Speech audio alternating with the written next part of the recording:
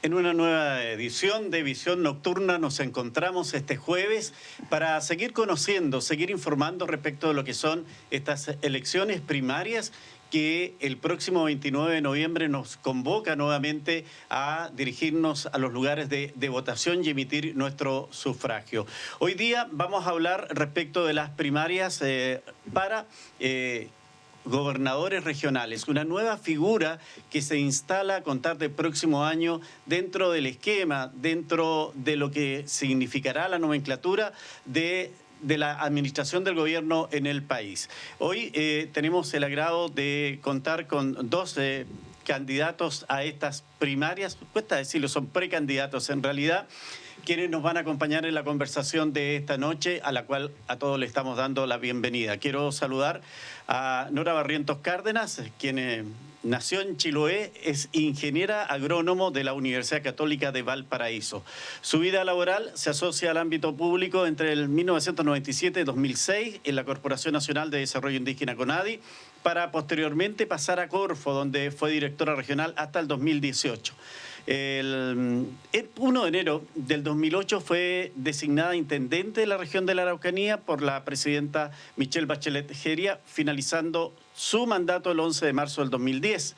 Posteriormente, el 10 de julio de 2017 asumió como gerenta del Plan de Reconocimiento y Desarrollo para la Araucanía, creado por la presidenta Michelle Bachelet en su segundo gobierno. Sin embargo, solo duró unos días en ese cargo, pues el 21 de julio fue designada por segunda vez como intendenta de la Araucanía, esta vez en reemplazo del demócrata cristiano Miguel Hernández Zafirio. Le damos la bienvenida, gusto en saludarla, bienvenida, gracias por acompañarnos. Muchas gracias, Miguel Ángel, por la invitación. Bueno, junto a Nora Barrientos vamos a estar conversando también con nuestro invitado, bueno, conocido, de profesión ingeniero comercial, contador auditor, Eugenio Tuma Sedán, de familia vinculada a la política. Su padre fue el exdiputado Juan Tuma Mazo, su madre María Sedán Bulos, exalumno del Colegio de La Salle de Temuco y también de la Escuela de Aviación Capitán Ábalos. Esa parte la desconocía, ya vamos a consultarle algo más. Posteriormente,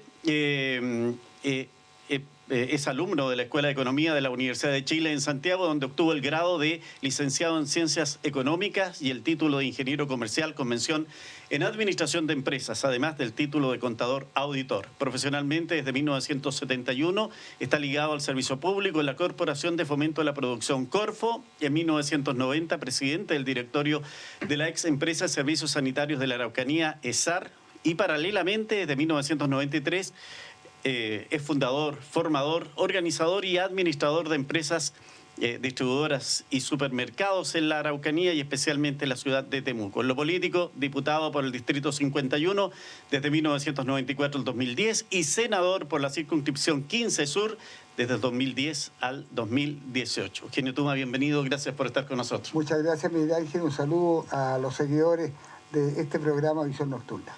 Cuéntenos, esa faceta de aviador, ¿en qué quedó? Bueno, ¿No le gustaron los vuelos? Fue una muy buena experiencia. Te digo que yo era un malilla, no me disciplinaba nadie en mi casa. Y pronto a hacer el servicio militar, un amigo, un gran amigo mío, me dice, mire, ¿por qué no nos vamos a cumplir con esta obligación a la Escuela de Aviación Capitán Ábalos? Bueno, postulamos, quedé yo y él no quedó. Y me dejaron el primer año encerrado todo el año. Tú vieras como me acordaba cuando a la peor hora me inscribí en la Escuela de Aviación. Pero fue una muy buena experiencia. Yo salí con la 7ª antigüedad de mi curso, después de estar 3 años y medio. No terminé volando solo porque en un momento determinado, cuando llevaba 8 horas de vuelo y con 14 horas vuela solo, cambiaron el orden de volar. Yo hace 4 años estaba esperando volar. Entonces hice mi humanidades ahí y cuando justo estaba en el proceso, llegó un nuevo director, César Ruiz Danjó, a la Escuela de Aviación como director, y él decidió que ahora volaban por orden alfabético. Ah, no, entonces yo dije, no, ya no sigo aquí, ya me fui a la universidad y decidí ser profesional en vez de seguir en la aviación, pero siempre tengo muy buen recuerdo, me enseñaron muy bien, yo te dejo mi ropa planchadita, listita, Y la hago cama la cama, armadita. sí, tengo todas esas habilidades que te enseñan en el servicio militar y creo que el orden fue lo más importante que me enseñaron. ¿Pero sabe pilotear un avión o no? No sé por pilotear un avión. No alcancé a pilotear solo. Porque si no, tantos ya lo años no me habríamos acuerdo. visto volando. No Bueno. tengo esa ocasión.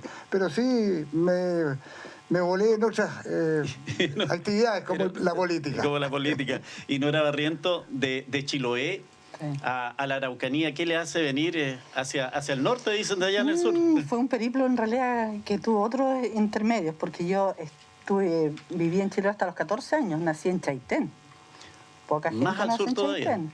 Mi abuelo fue colono, fue uno de los fundadores de Chaitén, así que hay harta historia ahí de mi familia.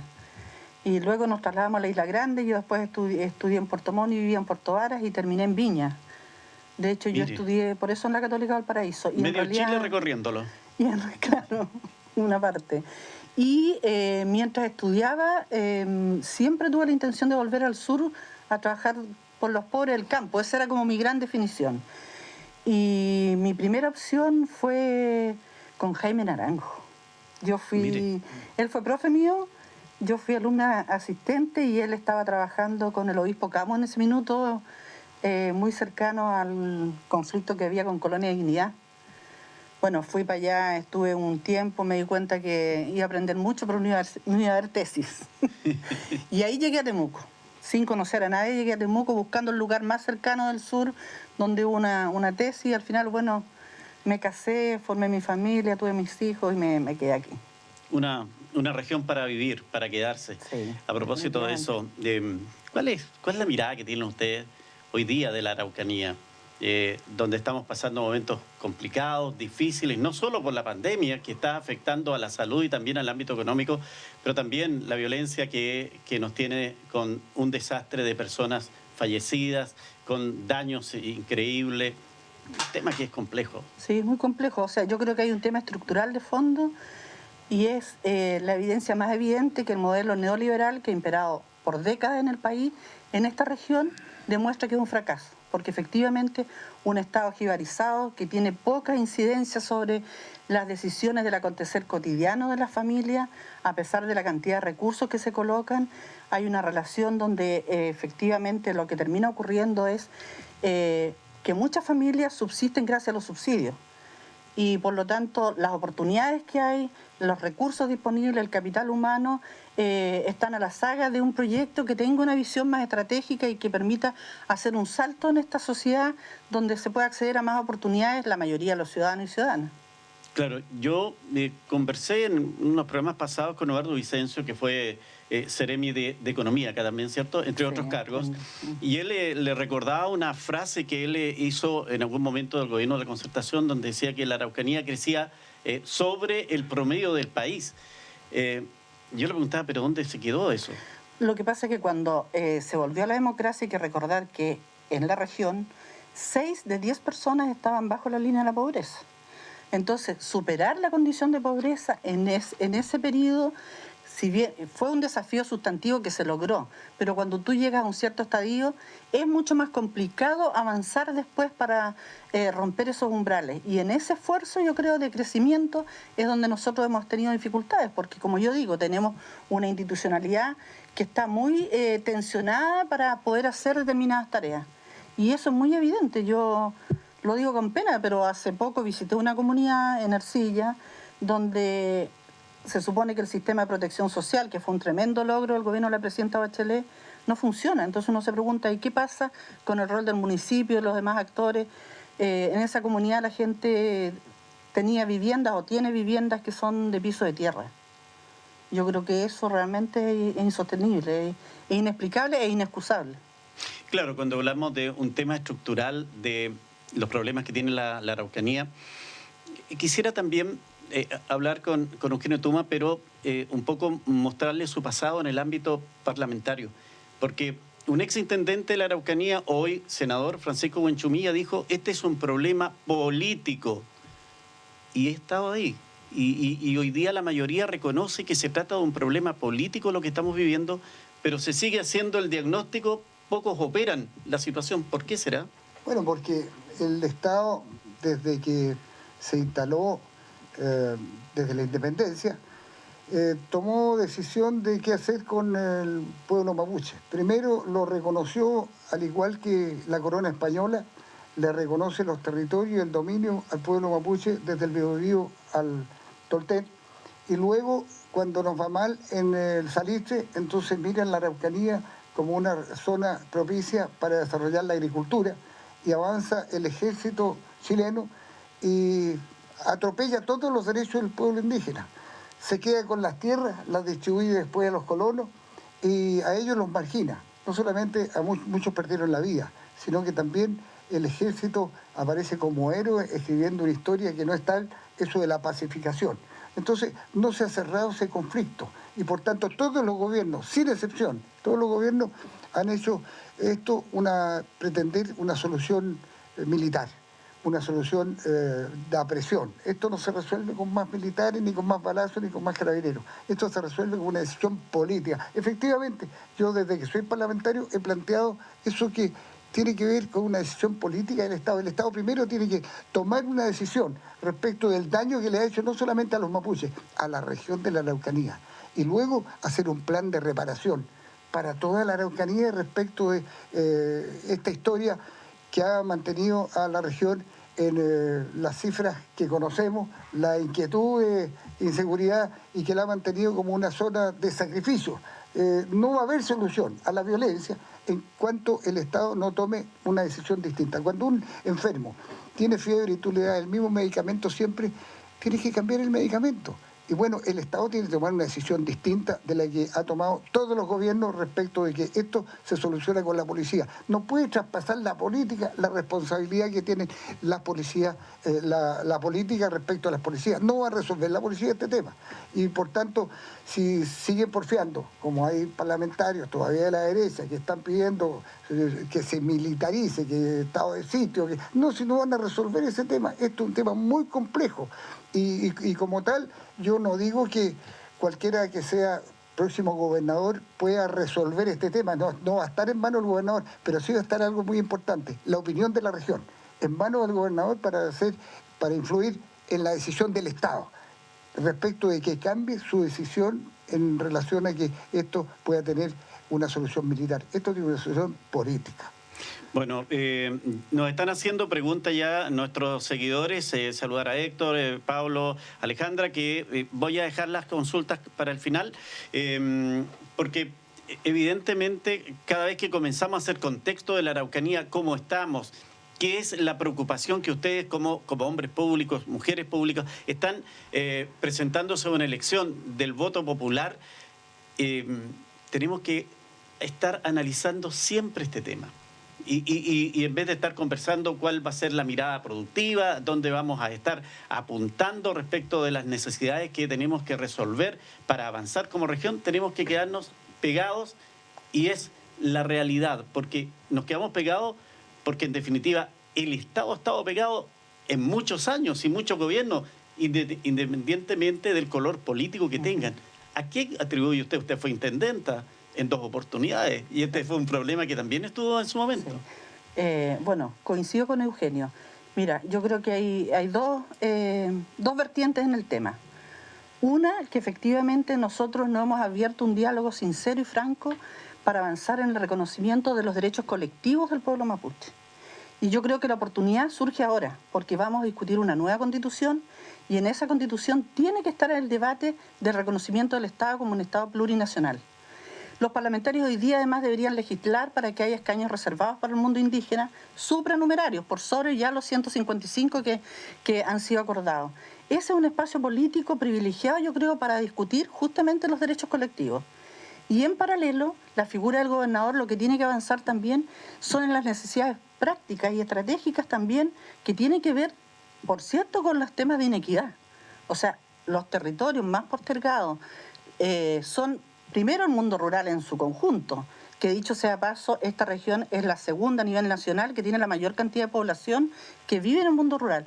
Pero respecto a la población mapuche también tenemos muchos déficits y el gobernador debiera garantizar desde el gobierno regional derechos básicos en este periodo de 4 años.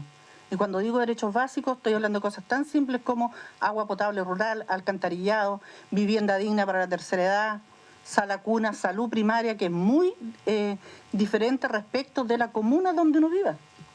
Claro, porque tenemos un centralismo que también es similar a Santiago con las regiones que hacemos Exacto. en Temuco con el resto de las comunas. Y lo segundo es que hay que apelar también a las empresas forestales. Un modelo extractivista como el que tenemos, que deteriora el medio ambiente, que genera poco trabajo además muchas veces tercerizado, de temporada, que genera muchas externalidades negativas, debe también ser puesto sobre la mesa. Yo apelo a que, por ejemplo, desde el gobierno regional, las empresas forestales generen un fondo, que sea un fondo sustantivo, estoy hablando de 1 millón, 2 millones de dólares, ellos tienen 16 millones de dólares de utilidades al año, que sea decidido por representantes del pueblo mapuche y el gobernador o gobernadora regional, y donde invitemos en esa mesa a la OIT, un organismo internacional que puede además contribuir en un modelo para abordar proyectos estratégicos y no tampoco estas pequeñas soluciones que a veces se acuerdan en el nivel local y que no avanzan, como yo digo, también en generar condiciones de dignidad también al pueblo mapuche.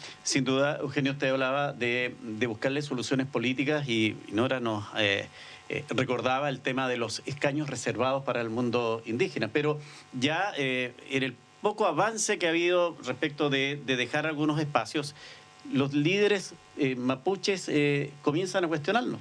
Él dice, no estamos para recibir migajas. ¿Cómo encontramos interlocutores válidos en el mundo mapuche para avanzar en el tema político y encontrar una solución definitiva a este problema? Bueno, yo creo que es muy importante lo que presentó la presidenta Bachelet en el Congreso, que es un proyecto que genera un consejo de pueblos para cada uno de los pueblos originarios. Ese consejo de pueblos debería representar a cada uno de ellos para los efectos de sentarse a negociar con el Estado.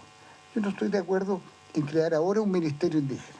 No estoy de acuerdo en definir por ahora la participación política sin la participación de los indígenas. ¿Cómo vamos a definir el Congreso una participación política sin la participación del mundo indígena? Entonces, si avanzar ese proyecto con urgencia de que se elija un Consejo de Pueblo, el Consejo de Pueblo va a negociar con el Estado. ¿Qué va a negociar? Va a negociar la participación política, va a negociar la estructura del Estado que los va a atender, va a negociar el presupuesto. Tú sabes que del presupuesto que está siendo aprobado ahora no hay 100 pesos.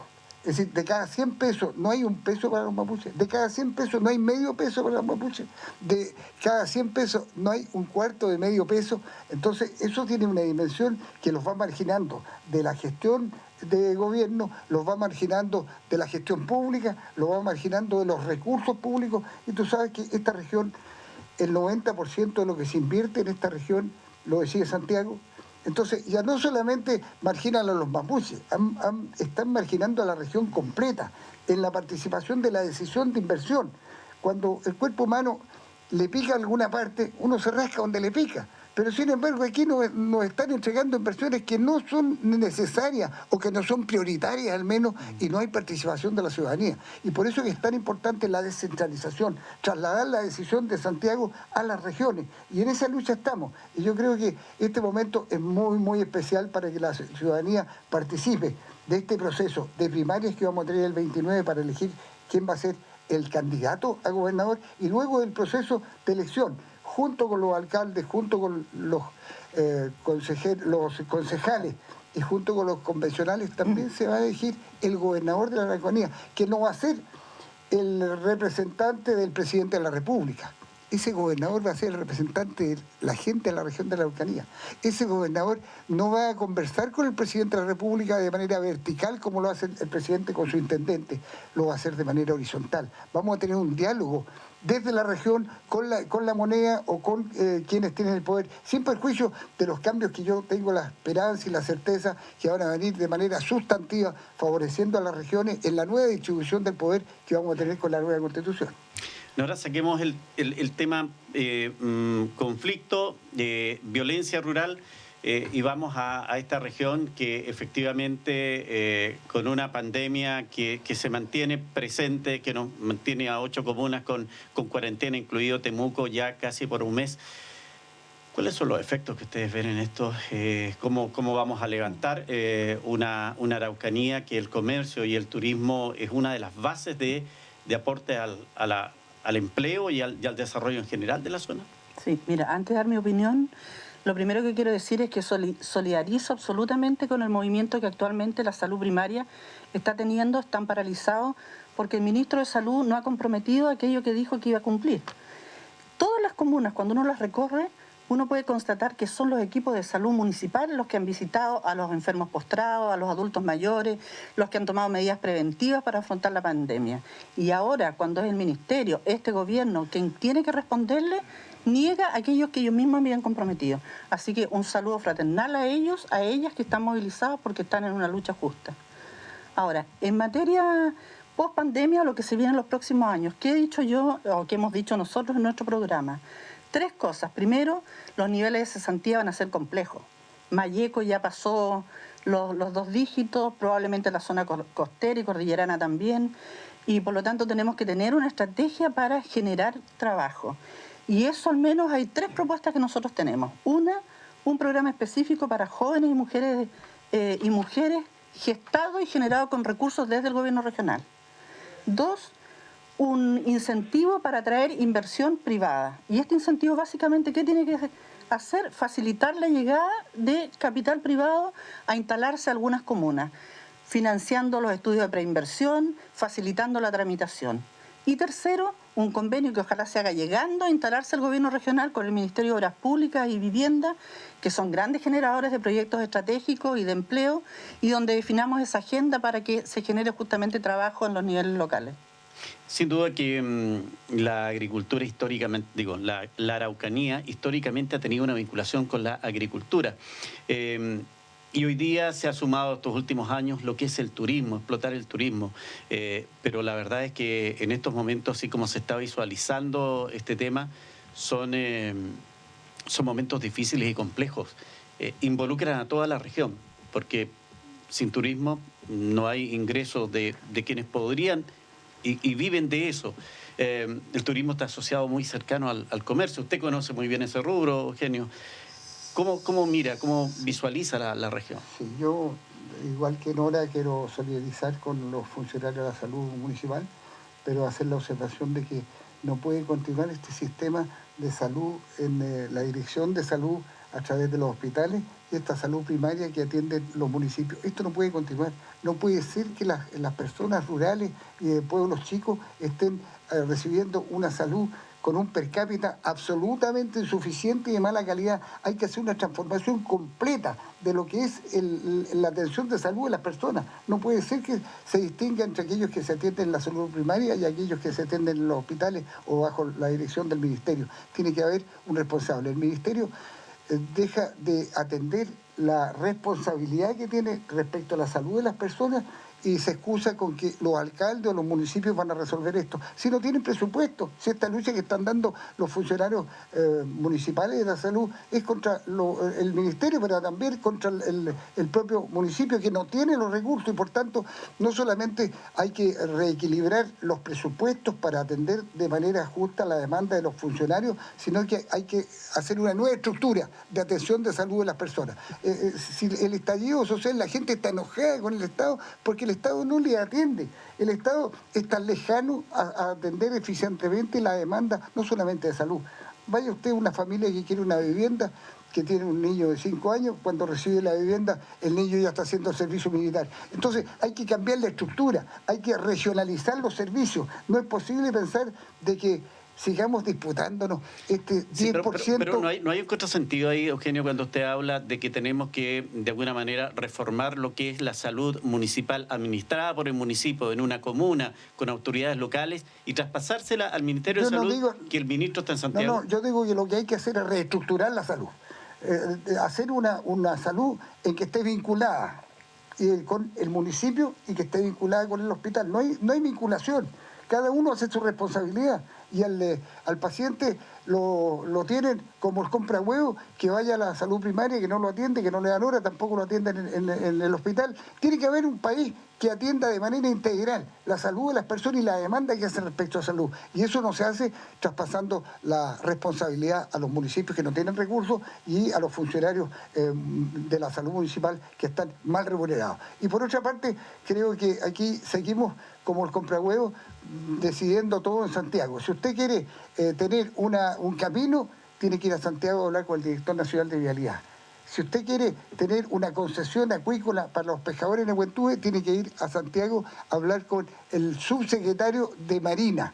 Si usted quiere tener una posibilidad de que le autoricen una pyme, ¿no es cierto?, para trabajar, hay que esperar la política de Santiago respecto a ello. Si usted quiere un subsidio de vivienda, también tiene que esperar las políticas de vivienda. ¿Por qué razón no tenemos una política que se diseñe regionalmente? ¿Por qué razón los programas de INDAP son diseñados en Santiago de Arica a Punta Arenas, cuando cada región tiene su particularidad y dentro de la región cada comuna tiene su particularidad y dentro de la comuna los territorios son diversos? Entonces, mientras el Estado no tenga una mirada desde los territorios para hacer políticas públicas, no vamos a atender de mejor manera a la gente, no vamos a conciliar la empatía que la gente puede tener, no solamente con la política, con el Estado, con el servicio del Estado. Y por eso que creo que el 90% del presupuesto que se decide en Santiago debe empezar a decidirse aquí. Más que convenio de programación, yo diría, traspásenos la decisión con los recursos para que lo decidamos aquí en la región. Sí, hay varias preguntas respecto de esto, de las actuales leyes y quienes estuvieron en su momento en el Congreso no lo hicieron y ahora anuncian hacerlo, o por lo menos apoyar esa idea. Pero me quiero colgar de la pregunta que hace Paulo Antonio Gatica y que dice, pregunta a los precandidatos, ¿cómo ven que pueden realizar acciones en la provincia, en la región puede ser, si los recursos de este actual intendente los va a dejar gastados para el 2021 y comprometidos para el 2022? ¿Están así? Yo quiero que primero pasemos a escuchar al intendente Víctor Manoli y posteriormente hagamos ahí un contexto. Vamos a ver entonces al intendente Víctor Manoli. Este 2020, el cual ha sido un año muy difícil por la pandemia, como ejecutivo del gobierno regional podemos señalar que la ejecución presupuestaria y el gasto de nuestra región es bastante positivo, tanto que la Araucanía es la segunda con mejores cifras a nivel nacional. En cuanto a cifras, hasta el mes de octubre tenemos un gasto real de 88.000 millones de pesos y la ejecución presupuestaria va en un 65% al mes de septiembre, según el último reporte oficial de la Subdere. Como intendente y ejecutivo del gobierno regional, todas las semanas sostengo reunión con los jefes de división para analizar la ejecución presupuestaria de nuestra región, porque creo que la responsabilidad y esfuerzo siempre traen resultados positivos. Quiero recordar además que el presidente Sebastián Piñera presentó el proyecto de ley de presupuesto que está analizando el Congreso. Este proyecto otorga la mayor cantidad de recursos para nuestra región, incluso superando a la metropolitana, lo que, como mencioné hace una semana, esto demuestra el compromiso del presidente con nuestra región. Seguiremos trabajando para hacer crecer a nuestra región, llegando a la mayor cantidad de personas con distintos proyectos que cambian y mejoran la calidad de vida de nuestros habitantes que merecen y esperan desarrollo y las mejores oportunidades en la Araucanía. Bien, ahí está Víctor Manoli, habla de una ejecución de proyectos hasta el momento acorde a lo que ellos esperaban. ¿Ustedes se han reunido con las actuales autoridades a fin de ir conociendo en detalle cuáles son los proyectos? Porque él habla de muchos proyectos para el próximo año y lo que viene. ¿Hay algún contacto en ese aspecto para saber, porque uno de ustedes dos o los que están en campaña van a tener que asumir esa responsabilidad el próximo año?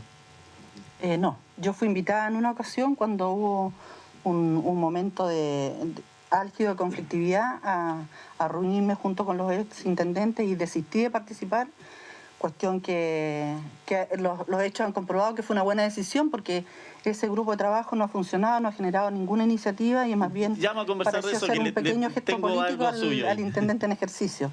Pero en función de lo que dice el actual intendente Manoli, yo creo que efectivamente la ejecución presupuestaria es como el piso mínimo en la gestión que uno tiene que tener. O sea, siempre te lo miden y está bien, ¿no? O porque sería impresentable que una autoridad no tenga capacidad de ejecutar el presupuesto que se asigna. Pero lo importante es saber cómo se ejecuta.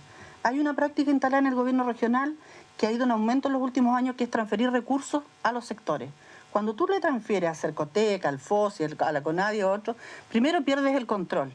Se ejecuta lo que ellos deciden, los programas que ellos definieron y los criterios, por lo tanto, de acceso. Yo que he dicho que para romper la inequidad, lo primero es que tenemos que cambiar la modalidad. No puede ser que todo sea concursable. Los municipios concursan proyectos en este gran bolsón que es el FNDR, el Fondo Nacional de Desarrollo Regional. Entonces hacemos competir, por ejemplo, en proyectos de agua a Lumaco con Padre Las Casas. En proyectos de turismo, como usted decía, Puerto Saavedra con Pucón. Lo que hay que hacer es, teniendo claro un diagnóstico que todo el mundo sabe, es hacer el plan para los 4 años en acuerdo con los municipios y reducir brechas y que la ciudadanía las conozca. Si hay comunas cuyo déficit en agua potable rural es de 30 o 40%, me comprometeré a saldar ese déficit en 3, 4, 5 años. Y las capacidades técnicas, la voluntad política tienen que ponerse detrás de ese plan. Es lo mismo que cuando ocurre un concurso para un pequeño emprendedor. No pueden estar compitiendo iniciativas que son muy diversas en el mismo nivel de posibilidades, porque quedan en el camino la mayoría. Lo que hay que hacer es una diferenciación en el nivel local. Y eso es lo que yo creo que falta ahora. Insisto, hay que garantizar derechos mínimos y la concursabilidad que hemos utilizado hasta ahora es una mala medida para eso. Perfecto. Me vienen varias preguntas acá en su programa. ¿Qué lugar ocupa el tema indígena y qué propone? Bueno, primero responder a una consulta que se hizo, que por qué estas propuestas que he estado haciendo no se realizaron durante los años que yo fui parlamentario. Los parlamentarios no tienen facultades como las tiene el presidente, que es un monarca. Y mientras no haya una iniciativa del Ejecutivo, del presidente de la República, no hay forma de discutir ningún proyecto de ley en el Congreso que no sea una moción que tiene que ver con otras materias. Yo tengo 20... ¿Sabe que yo creía eso, sí, Eugenio? Sí. ¿Sabe hasta cuándo lo creí? Sí. Hasta cuando se autorizó el primer 10%. Y ahora que se autoriza un segundo 10% para retirar los fondos de previsión sí, sí, de la AFP. ¿Y por qué creo? Porque cuando hay voluntad se puede hasta modificar lo que dice algo que costaba tanto lo de la Constitución. Eso no fue, pero ¿cómo es esto entonces? Eso no fue resuelto por iniciativa parlamentaria. Eso fue resuelto por presión pública, por la movilización de la ciudadanía. Gracias al respaldo de la ciudadanía, el Ejecutivo y la mayoría de los parlamentarios tuvieron que apoyar esa decisión de cambio del 10%, cuando el Estado no es capaz de recurrir a fondos especiales para atender la urgente necesidad que les causó la cuarentena y que les causa esta pandemia a los ciudadanos, no solamente a los más vulnerables, sino que también las clases medias. No había otra cosa que hacer que recurrir a ese 10%, y yo apoyo esa iniciativa. Pero básicamente los parlamentarios no tienen la posibilidad de cambiar el curso de las cosas desde el punto de vista de políticas públicas nacionales. O sea, los parlamentarios hoy día están legislando para el pueblo, para la gente, para la presión de la gente. Por supuesto que sí. ¿Se perdió la capacidad de la iniciativa? No, si no hubiese sido por el estallido social, no hubiese habido 10%. No, aunque haya pandemia, no hubiese habido 10%, no se hubiera aprobado el 10%. Es la presión de los ciudadanos la que logra esas movilizaciones. Pero en definitiva, sí, lo que te quiero decir es que un parlamentario o 10 no mueven la aguja. Yo fui parte de la bancada regional. ¿Cuántas veces por unanimidad los parlamentarios regionales planteamos al presidente de la República necesidades de incrementar los recursos para agua potable o la necesidad de poner una aduana aquí en la Araucanía? No hubo caso de poner una pinche oficina de aduana porque no quiso el Ejecutivo. Pero cambian las cosas cuando tú tienes la posibilidad de representar a la región.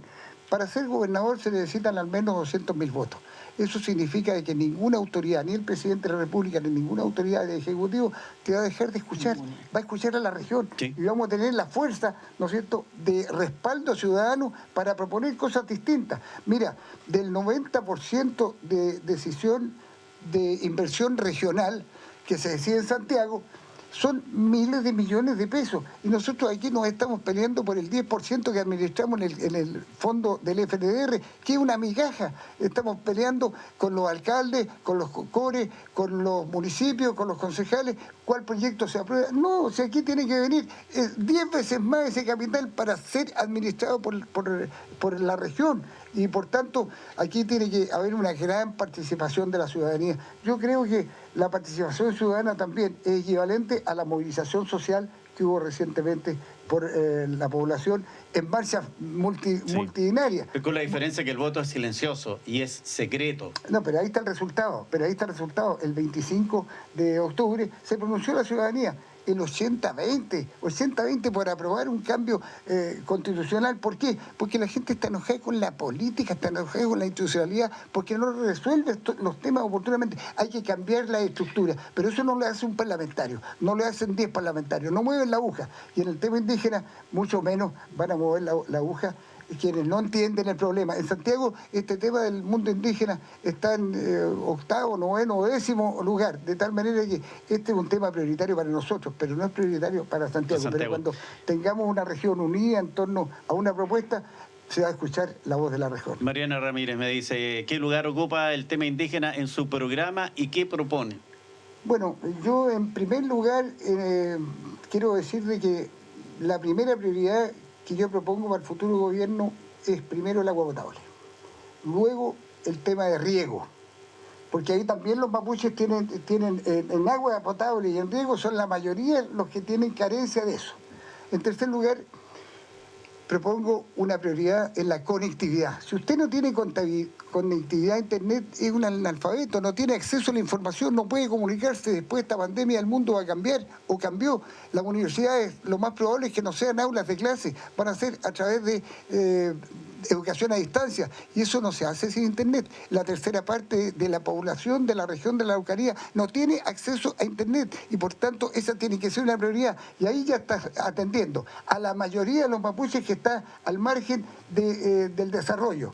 Pero también el tema del conflicto indígena tiene que ver con cómo buscamos las causas. Generalmente cuando hay un hecho de violencia, los comentaristas, los opinólogos, la política y autoridades se refieren a las consecuencias del hecho violento.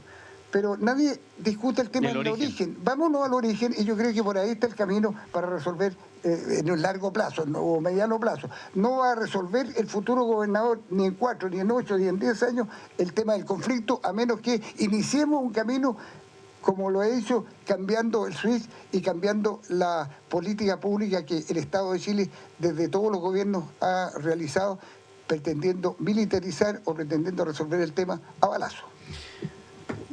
La verdad es que me da la sensación de que de alguna manera nos estamos poniendo el parche ante la herida. O sea, electo Eugenio Tuma va a decir, yo lo dije en la campaña, yo no voy a solucionar este problema. Bueno, y sería desastroso. Bueno, yo tengo la obligación de decir lo que creo, mi convicción. No voy a engañar a la ciudadanía.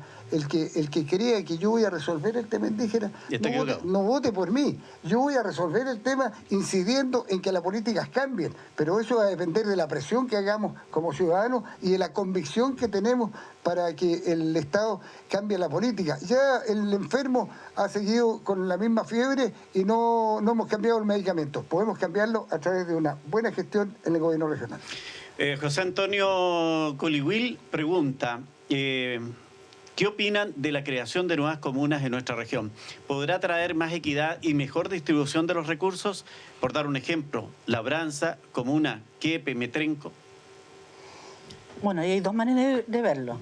Si se crean más comunas y no está asociado a recursos y a presupuesto, a infraestructura, a dotación de personal, es prácticamente distribuir la pobreza en un mayor número de divisiones político-administrativas.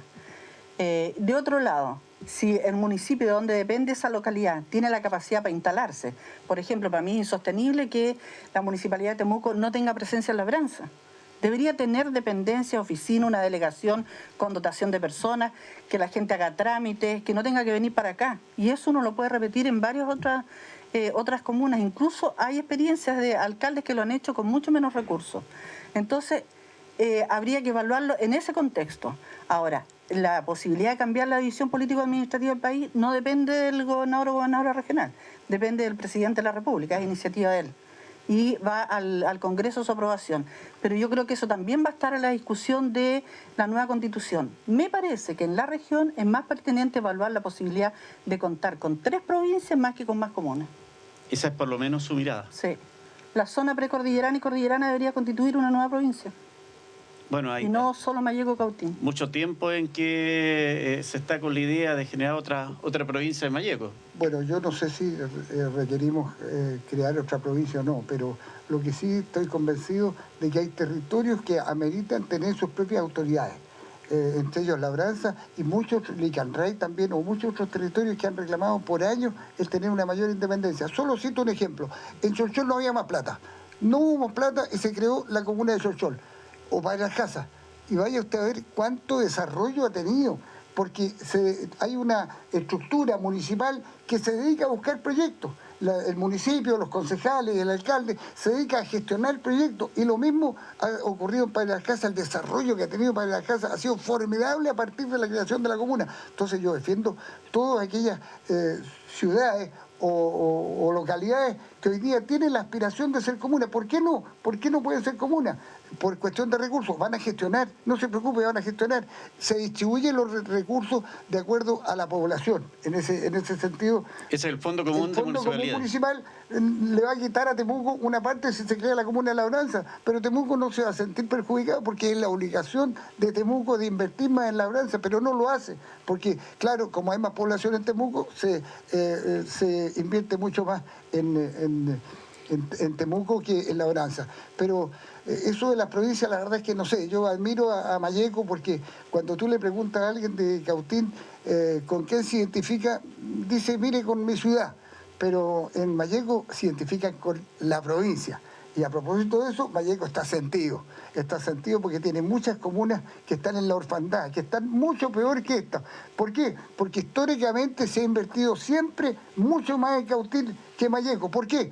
Porque el criterio de distribución de recursos ha sido per cápita. Entonces ha sido justo con el criterio de distribución de recursos de acuerdo a la población, pero ha sido injusto de acuerdo a la calidad de vida que tiene o a las oportunidades de desarrollo. Aquí hay que invertir más donde más se necesita y por tanto deberíamos terminar con ese criterio de invertir per cápita y así no vamos a estar permitiendo tanta desigualdad en una región que amerita tener también mejores inversiones en cada uno de sus territorios. Por eso hay que mirar los territorios respecto de qué políticas públicas se hacen y no mirar solamente por arriba las comunas o la región. Aunque usted no lo crea, nos quedan 10 minutos de programa solamente y el equipo creativo de este programa ha estado trabajando intensamente en buscar parte de sus historias cuando fueron también autoridades o en algún instante. Usted el 28 de noviembre de 2014 dice en TVN, a través de un comunicado, el senador PPD Eugenio Tuma confirmó que este viernes su oficina parlamentaria de Temuco, en la 9ª región, fue allanada por la Policía de Investigaciones. La diligencia se realizó en el marco de la denuncia efectuada por una ex colaboradora del parlamentario por presuntas irregularidades en rendiciones de cuentas. ¿Ese fue uno de los momentos más difíciles que enfrentó usted? Bueno, sin duda, claro, duele mucho cuando se hace una acusación absolutamente falsa. Se investigó intensamente mi vida completa, no solamente de parlamentario, mi vida completa durante 6 años por parte de la Fiscalía. Estuve abierto a colaborar con ella y terminó como empezó. Yo lo advertí, aquí no hay nada que investigar porque no había ninguna responsabilidad dolosa. Pero a mí me hubiese gustado que el equipo investigativo de UFRO Visión hubiese indagado respecto a los proyectos. Hay 25 leyes que son iniciativas de este parlamentario. Cuando yo fui parlamentario, la ley de ICOM, la ley de regularización de vivienda, la ley del mono, la ley de ampliación de vivienda. Es decir, me he dedicado muchísimo, no solamente a hacer leyes, buenas leyes, la ley que rebaja la tasa de interés, la ley de pronto pago, todavía se están discutiendo la ley de apícola, de protección apícola en el Congreso, pero eso de verdad no vale mucho. Para los efectos de mi precandidatura, lo que vale es la propuesta de futuro. Y tenemos propuesta de futuro para ayudar a que esta región salga de la estigmatización y de la zona de riesgo, como se le llama, o zona de sacrificio. Para eso está usted aquí, pues, candidato, bueno, para que diga lo que hizo. Así es, pues. 6 de agosto de este año, ya algo anticipó en una reunión que participó. Nora Barrientos decía, el Estado de Derecho debe proteger a todos los ciudadanos mapuche y no mapuche. Es verdad, esta es una reunión más entre muchas que han ocurrido y que espero se realicen. En mi posición es un espacio al que tras la invitación no puedo poner condiciones para dialogar, solo que espero señales de la autoridad en ejercicio para abordar desde ya lo urgente. Cuando dice que hay que proteger a todos los ciudadanos mapuche y no mapuche, no terminó ahí la violencia y ha terminado con varios muertos y con varias destrucciones.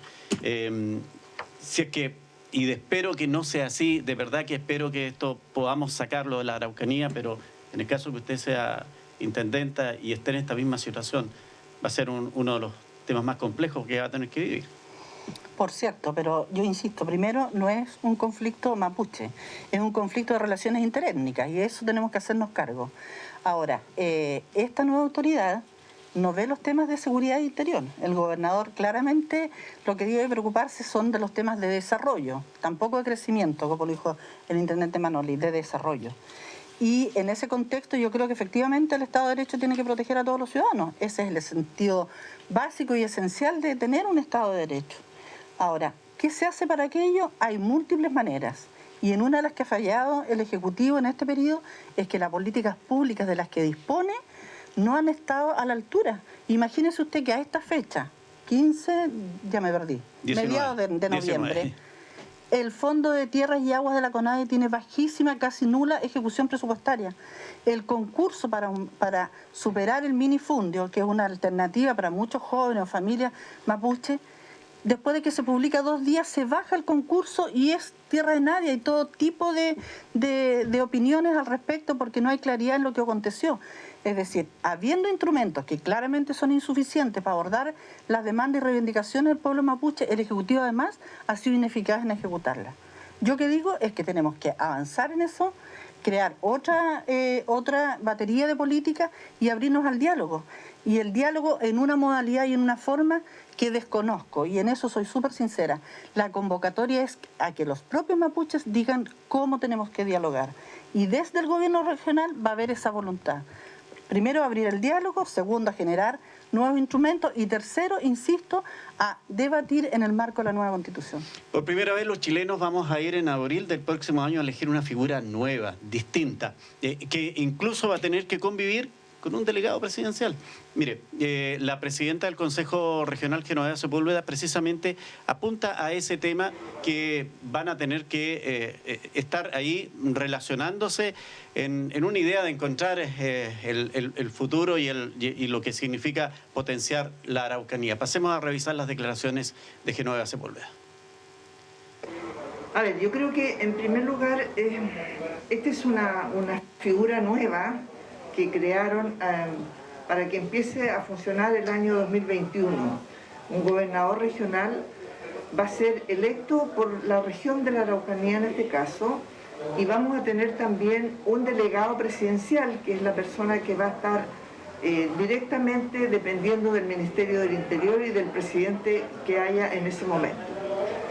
Por lo tanto, vamos a tener 2 figuras en la región, y eso es importante que el gobierno, a través de todos los medios informativos, pueda aclarar perfectamente, el Estado más que el gobierno, puede aclarar las atribuciones que va a tener una figura y la otra figura.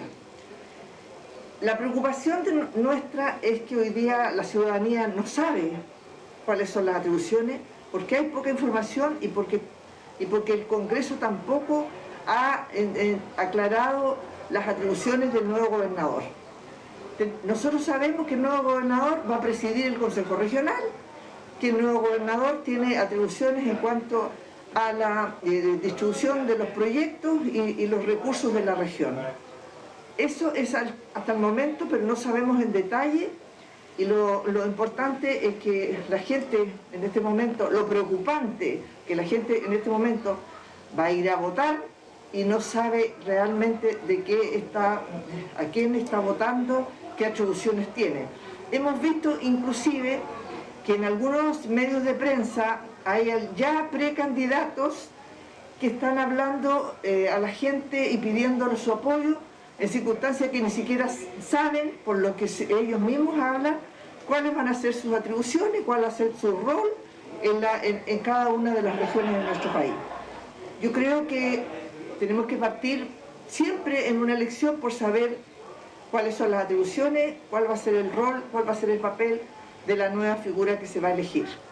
En todo caso, el Consejo Regional va a seguir trabajando exactamente en la misma línea y vamos a seguir apoyando nuestra región, que es lo que nos interesa. Nosotros, si tenemos una figura que llegue a ser gobernador, tiene que trabajar en conjunto con el Consejo Regional, porque somos 20 consejeros y vamos a estar apoyando, como lo hemos hecho hasta aquí, de manera realmente extraordinaria, sobre todo en la situación de pandemia que hemos pasado.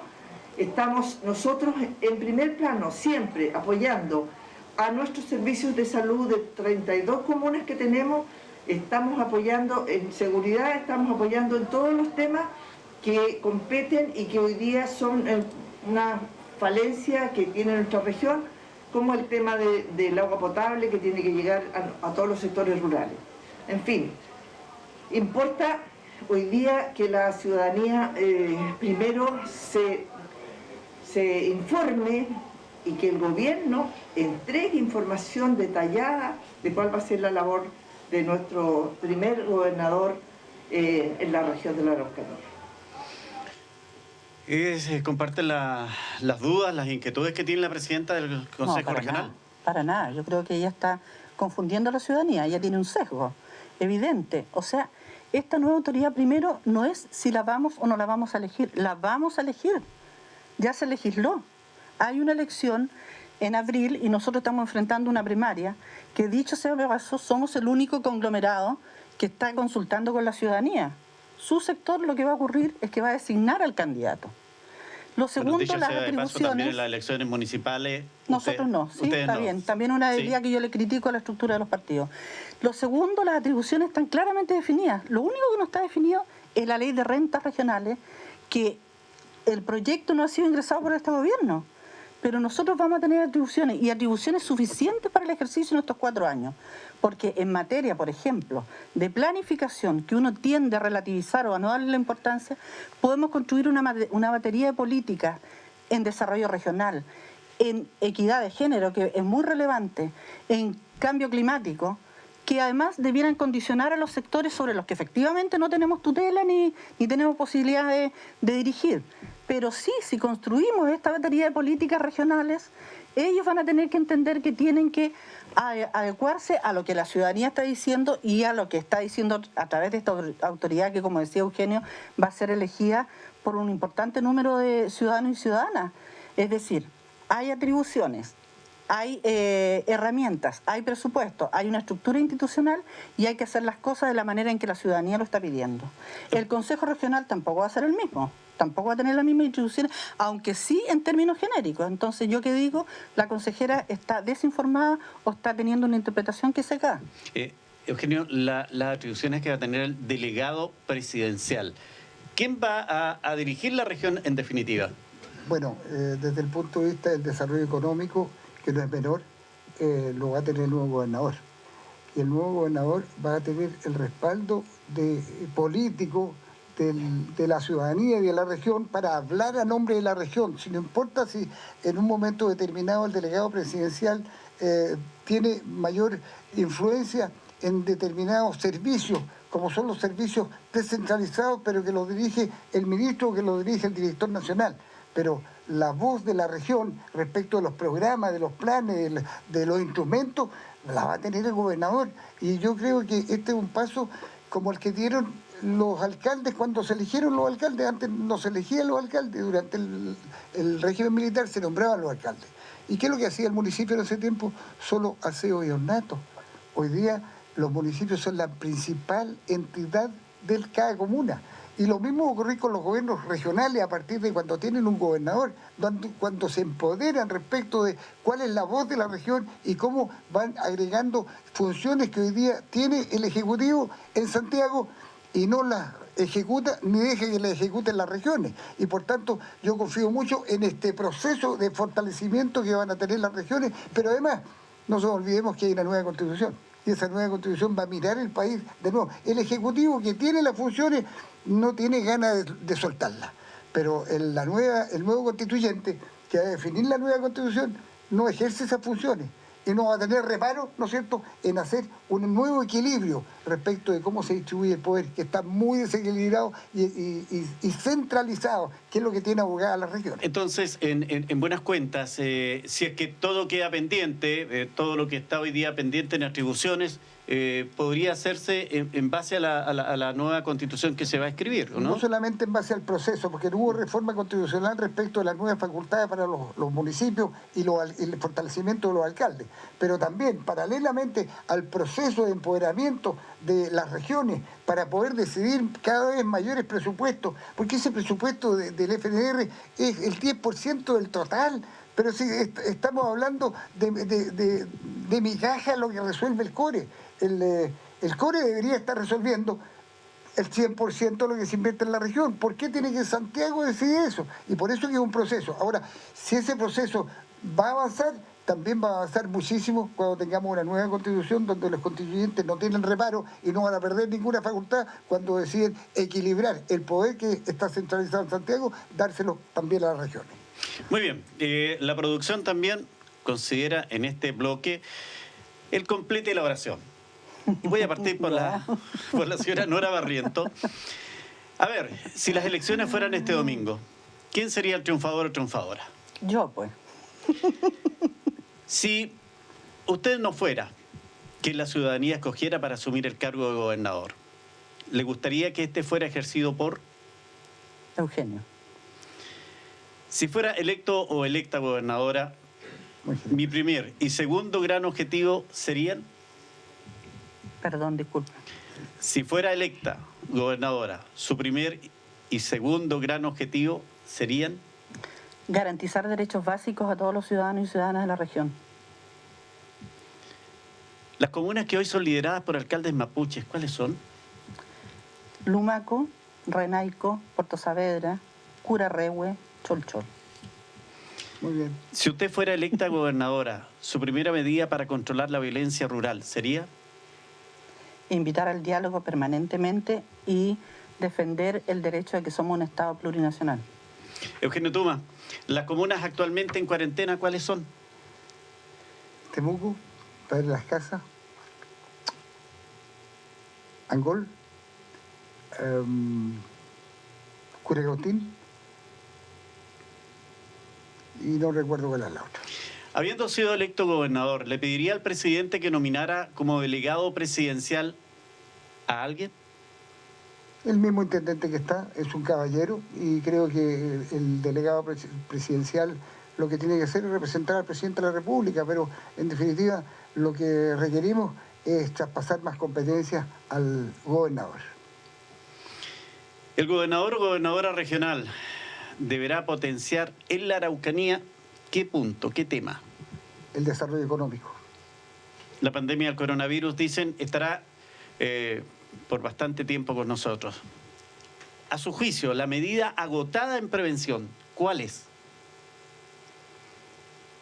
Creo que en materia de prevención han exagerado un poco con cuarentenas que son absolutamente disímiles. Hay comunas que tienen mucho menos contagiados y sin embargo las castigan con una mayor y más larga cuarentena. En Puerto Saavedra hay 9 personas contaminadas o que tienen el coronavirus y sin embargo está todo cerrado. En Puerto Saavedra está en fase de transición, pero hay 200 locales de gastronomía que están cerrados sin poder atender. ¿Por qué no hacen un protocolo? Como hay protocolos en otras ciudades, ¿por qué no lo hacen también en localidades que están muy desmedradas desde el punto de vista económico? Finalmente. Yo digo que el estado de excepción. Sí. El estado de excepción no puede continuar. Finalmente, la región para apurar el tranco en la recuperación de los efectos de la pandemia en la economía debe ser... La atención creo que tiene que ser el empleo y generar empleo desde el punto de vista de fondos públicos, con incentivos y poner el acento especialmente en los sectores agrícolas, para los efectos del desarrollo económico, poner el acento en el riego, Yo me la juego por el riesgo para esta región. Perfecto. Vamos a revisar, tenemos muchas preguntas y queremos agradecer a quienes están en nuestra sintonía en los diversos formatos a través de nuestra señal abierta 38.1 para Temuco, Padre de las Casas, canal 48 Telefónica del Sur, a través del cable y a través de todas nuestras señales digitales. Decirle que esta pregunta hace algo lo esbocé al comienzo, pero Bernardo Hernández pregunta, mis disculpas, dice, pero esta pregunta va dirigida al señor Tuma. Mi pregunta es que yo, en lo personal, pienso que usted, señor Tuma, habrá hecho lo mismo que hicieron sus colegas de partidos políticos, como el señor Buenchumilla, Fernando Mesa, y que a los chilenos les duele y perdió credibilidad en los políticos. Fue como defender a los ministros de Salud y Defensa. ¿Usted lo hubiera defendido? Porque la gente está muy molesta con todos los señores políticos. Bernardo Hernández. Mire, la gente está enojada con la política porque el Estado no resuelve sus problemas. Más que criticar a los políticos, los ciudadanos lo que tienen es rabia porque el Estado no resuelve los temas que son demandados.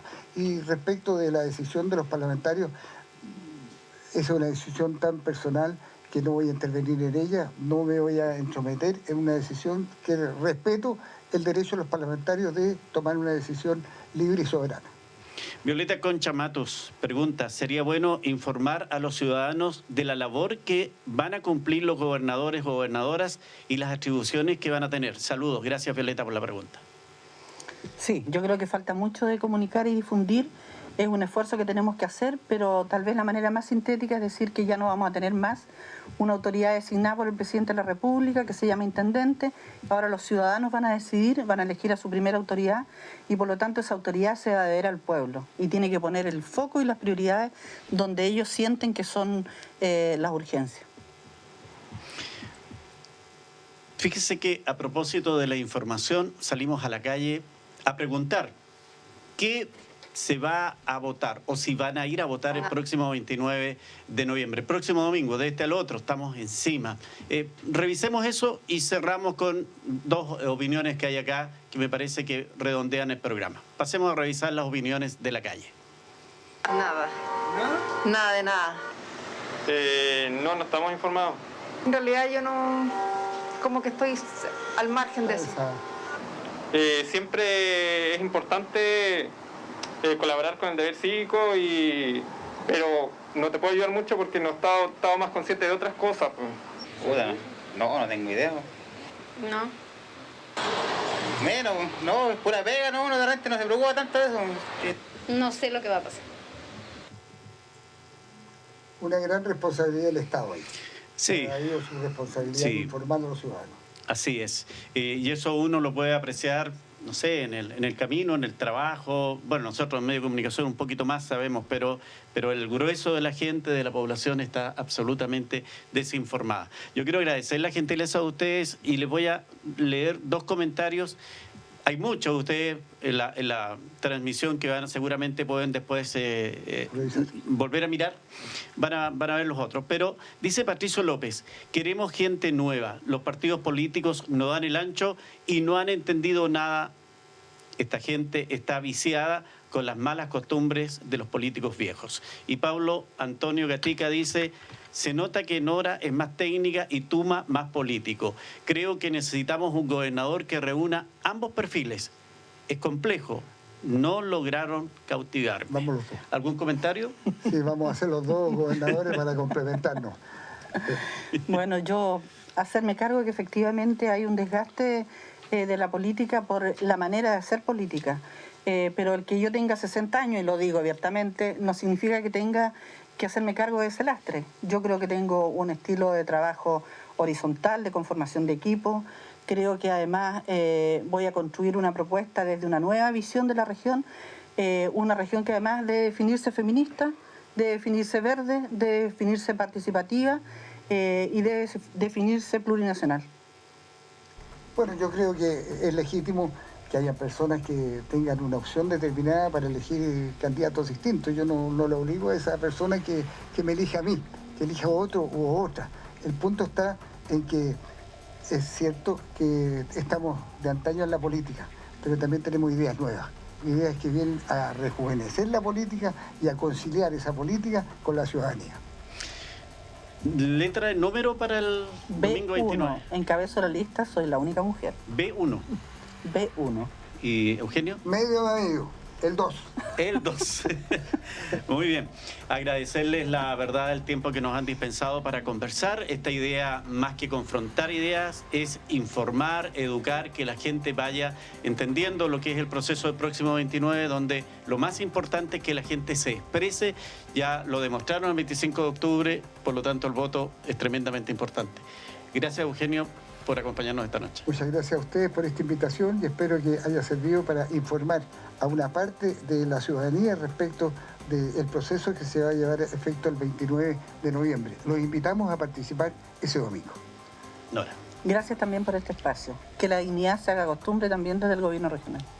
Perfecto. El próximo jueves vamos a estar conversando de la elección de primarias municipales en Temuco. Va a estar Daniel Schmidt, quien representa a Renovación Nacional, y viene a compartir este espacio Roberto Neira, quien entendemos es el candidato que no sé si llegará hasta abril, pero por lo menos está él propuesto en representación del PPD. Hasta abril va a llegar como alcalde. En abril va a llegar como alcalde. Roberto Neira. ¿Va a ser elegido alcalde el próximo jueves? No, hasta abril va a llegar como Roberto candidato. Neira como alcalde. Como alcalde. Como alcalde. No me cabe duda que va a ser el candidato de nuestra coalición. Perfecto. Perfecto. Muy bien. Gracias por estar con nosotros, Elizabeth Tosandón, como siempre, en la dirección de televisión. Agradecer a todos los que hacen posible, a todo el equipo técnico y humano de UFROvisión. Nos encontramos el próximo jueves. Muchas gracias. Buenas noches.